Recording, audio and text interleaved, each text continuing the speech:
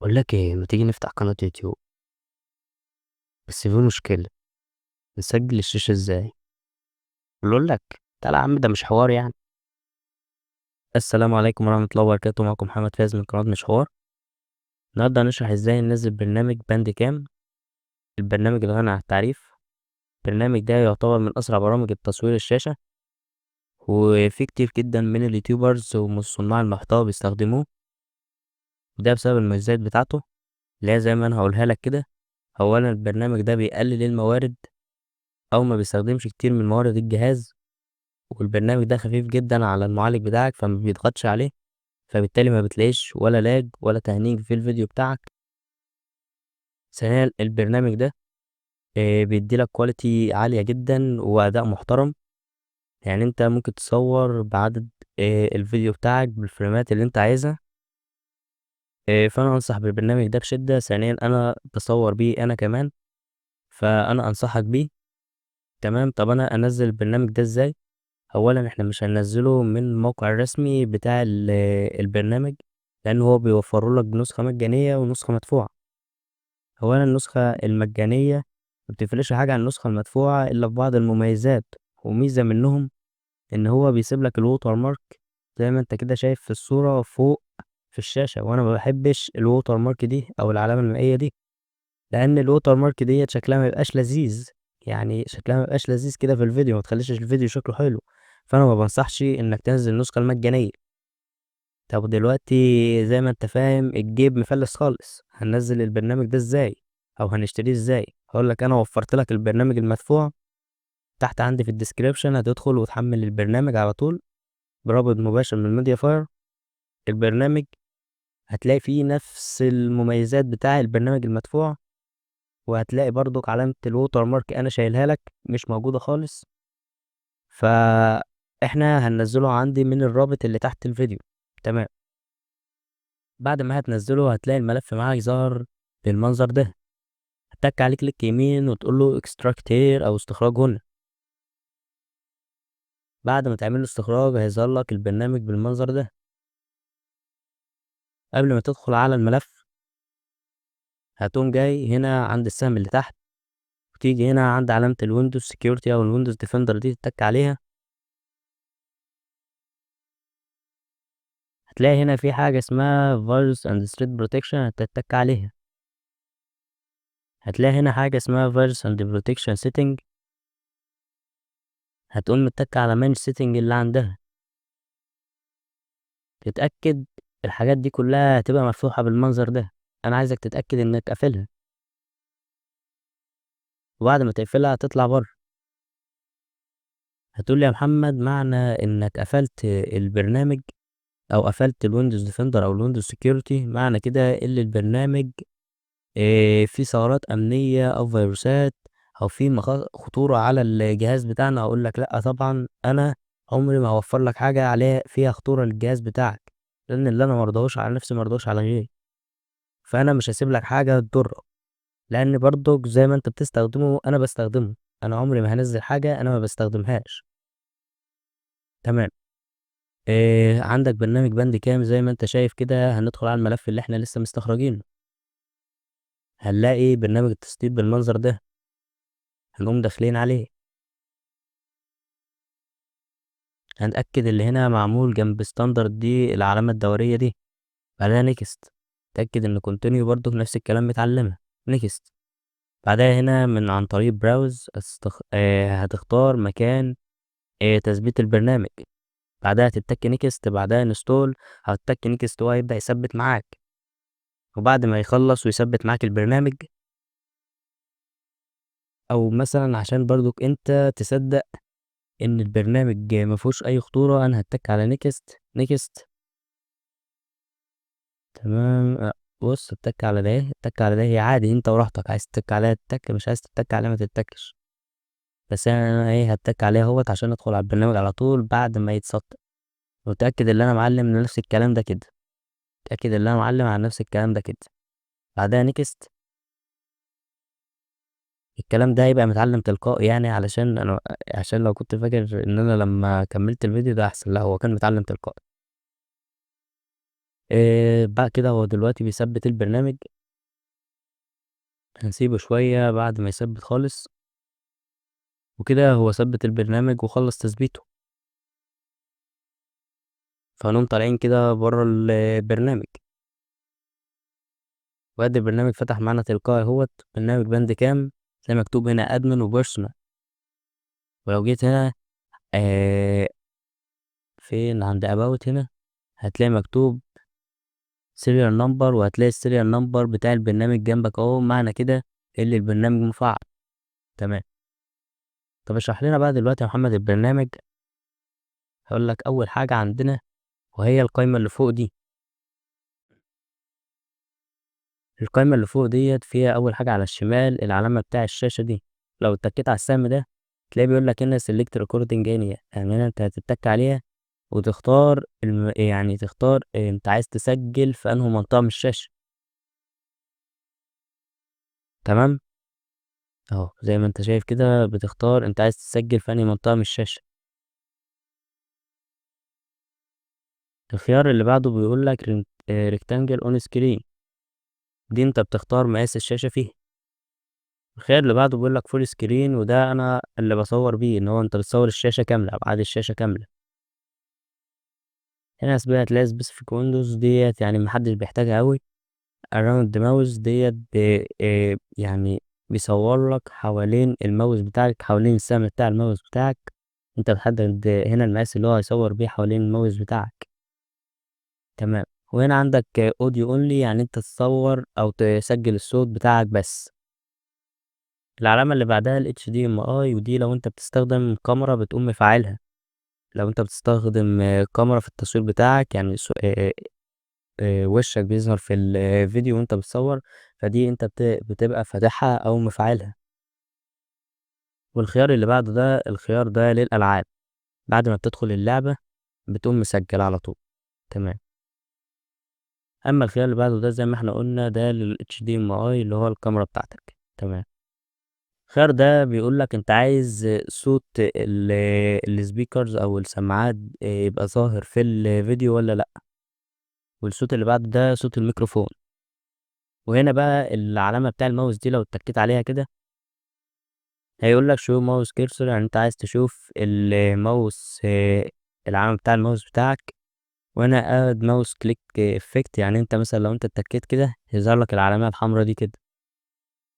تمام. وهنا عندك اد ماوس هايلايت افكت، لو انت اتكيت عليها يظهر لك حاجات حوالين الماوس كده، هتلاقي كده ظهر لك الكلام ده حوالين الماوس، وتقدر تلعب في الاوباستي بتاع الحاجات دي كده. تمام. هنا انت بتختار، هنا لو انت مثلا عايز بص هنا لما تتك على ليفت كليك ورايت كليك بيظهر لك ايه صوت للماوس، للماوس بتاعك، يعني لما تتك على الماوس بتاعك بيظهر لك صوت. تمام. كده يبقى احنا خلصنا ده. التي ديت علامة معناها تكست، وديت انت بتضيف كتابة للفيديو بتاعك، تبقى وانت بتصور كده يبقى مكتوب حاجة في الفيديو بتاعك. تمام. والعلامات ديت بقى دي العلامة بتاع الستوب، يعني انت مثلا عايز توقف الفيديو مثلا دقيقة 5 ثواني عما مثلا برنامج يتثبت أو حاجة بتستخدم الحتة دي. REC ديت معناها إنك تبدأ التصوير، يعني انت أول ما تتك عليها هتلاقيه بيبدأ تصوير معاك. ودي علامة للسكرين شوت، لو انت عاوز تاخد سكرين للشاشة، تاخد سكرين شوت للشاشة. تمام. بعدها هتلاقي هنا في 3 علامات، وديت احنا لسه شارحينهم فوق، دول مرتبطين باللي فوق دول.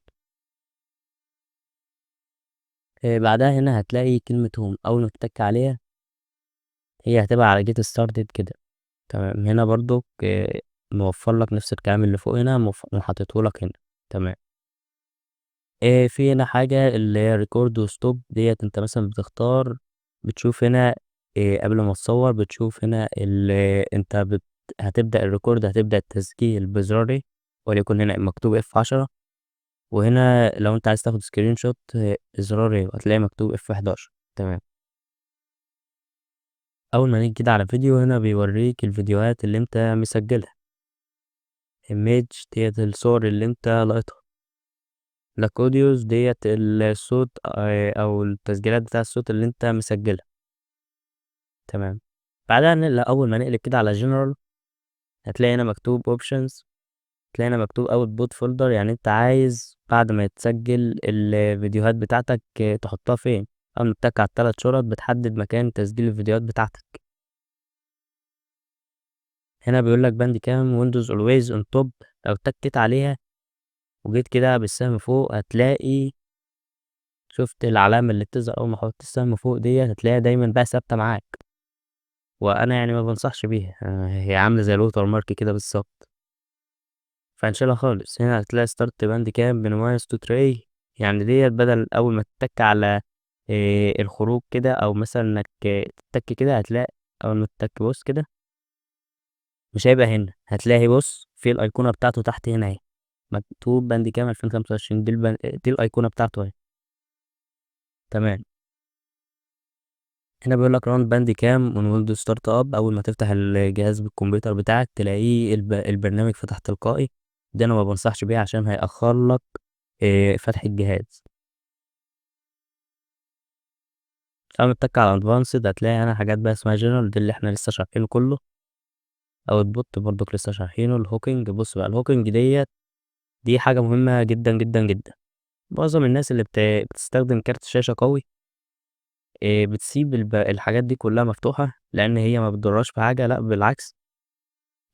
ديت بتحدد لك مثلا لو انت على كارت شاشة AMD هتلاقي فولكان ديت أكيد متوفرة عندك، بس أهم حاجة لو كارت شاشة AMD جديد زي ال RX مثلا 85 7900، اللي هو كروت الشاشة ديت، هتلاقي فولكان دي متوفرة عندك، وأوبن جي ال دايركت اكس والكلام ده كله بيبقى متوفر عندك. فأنا نصيحة مني ليك، حتى لو انت كارت الشاشة بتاعك ضعيف أو انت معندكش كارت شاشة، سيبها، لأنها ساعات بتسرع من التسجيل الشاشة بتاعك. تمام. عندك هنا لانجوج اللي هو اللغة بتاع البرنامج، ولكن هي انجليش. عندك كل اللغات، لو عايز تفتح البرنامج باللغة العربية موجودة برضك متوفرة عندك. هنا هوت كيز اللي هي الاختصارات، هنا بيقول لك ستارت ريكوردينج يعني يبدأ التصوير، وستوب ريكوردينج هنا مثلا زرار F10، هنا عشان تعمل فويس يعني مثلا توقفه دقيقة أو نص دقيقة، هنا عن طريق F9. لو انت عايز تكنسل الريكورد خالص، يعني انت لو انت عايز تلغي الريكورد خالص وانت بتسجل، بس خلاص الريكورد مش عاجبك وعايز تكنسله، هنا بيقول لك كنترول شيفت F12. هنا لو انت عايز تلقط سكرين شوت، هنا بيقول لك لو انت عايز تقفل السبيكر، او هنا لو انت عايز تقفل الميكروفون او تعمل له ميوت، يعني تعمل له تخليه صامت ما يسجلش اي حاجه. هنا بقى بيقول لك سكرين ريكوردنج مود، هنا بيقول لك شو هايد ريكتانجل، يعني انت لو هنا اللي هو لسه الريكتانجل اللي احنا قلنا حوالين الماوس. تمام. هنا بيقول لك كنترول الت اتش دروينج مود، لو انت عايز بقى ايه تبدا دروينج مود زي ما انا هوريك كده، تقوم متك على دي وتفضل بقى ايه دروينج على الشاشه، وليكن مثلا نعلم كده على الملف، نقوم عاملين كده، يعني حاجه انا ما بحبهاش يعني اوي بصراحه. تمام. هنا عندك select target area، لو انت عايز تحدد مكان بس ده اللي بيتصور فيه دلوقتي.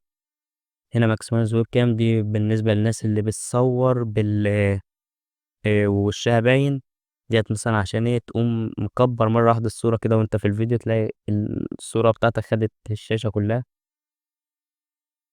وفي حاجات هنا كتير بقى، بس يعني يطول الشرح، انا بقول نسيب الكلام ده كله لفيديو يعني فيديو يبقى تفصيلي احسن، عشان كده الفيديو هيطول اوي معانا. تمام. هنا عندك بقى فيديو، يعني احنا بنقول الحاجات المهمة. هنا فيديو ريكورد ستوب هوت كي دي F10 F9، شو ماوس كيرسور كل ده احنا لسه شارحينه. ستنج هنا لسه كل ده شارحينه برضك، كل ده لسه شارحينه. هنا في الساوند دي مهمة، هنا ريكورد ساوند، هنا سيف اوديو لو انت عايز تسيب الفيديو بتاعك في ملف والصوت بتاع الفيديو في ملف لوحده. هنا السبيكرز، هنا الصوت، ميكروفون، هنا بتحدد الميكروفون بتاعك عشان ما يبقاش فيه اسم الميكروفون صوته عالي قوي، انا انصح 89، من 85 ل 89 حسب نوع الميكروفون اللي انت بتستخدمه. بعدها هنا اوكي، بس اهم حاجه السبيكرز دي تبقى معلم على السبيكرز بتاعتك، والميكروفون معلم على الميكروفون بتاعك، اهم حاجه اختار الميكروفون بتاعك صح. تمام. وكل ده انا هشرحه في الفيديو التفصيلي علشان تعرف ازاي انهي السبيكرز بتاعك والميكروفون بتاعك. بعدها هنا هتلاقي الفورمات دي، تك على سيتنج. هنا هتلاقي فايل تايب MP4، هنا الفول سايز. تمام. هنا هتلاقي ال FPS. هنا انت بقى ممكن تصور لغاية 480 فريم، بس انا انصح ما تزودش عن 60 و30 دي اثناء الشروحات. يعني انت مش هتحتاج يعني مش هتحتاج الارقام العالية ديت الا لو انت ستريمر او بتلعب جيم وعايز بقى ايه، يعني تحس ان الفيديو سلس قوي. لكن انا نصيحة، لو انت بتستخدم شروحات تستخدم على 30 او 60. تمام. هنا الكودج. هنا بتختار انت عايز البرنامج يسجل او الضغط بتاعه يبقى على ايه، وليكن هنا ال HT ده ال CPU. وهنا بيصور لك هنا نوع ال MPEG 4 ده نوع تصوير بس بيبقى خفيف شوية، ما بيضغطش قوي على المعالج. هنا الكواليتي، وهنا تعملها على 80. يعني 100 زي 80 بالظبط. انا عن تجربتي 100 زي 80 بالظبط، ما يديلكش فرق قوي. فخليها على 80 عشان ما تضغطش قوي برضك على المعالج. هنا الكودج هتلاقيها على AAC و MP3. انا مش لاقي فرق ما بينهم قوي يذكر، فانا انصح انك تسيبها على AAC زي ما هي، مش فرق يعني.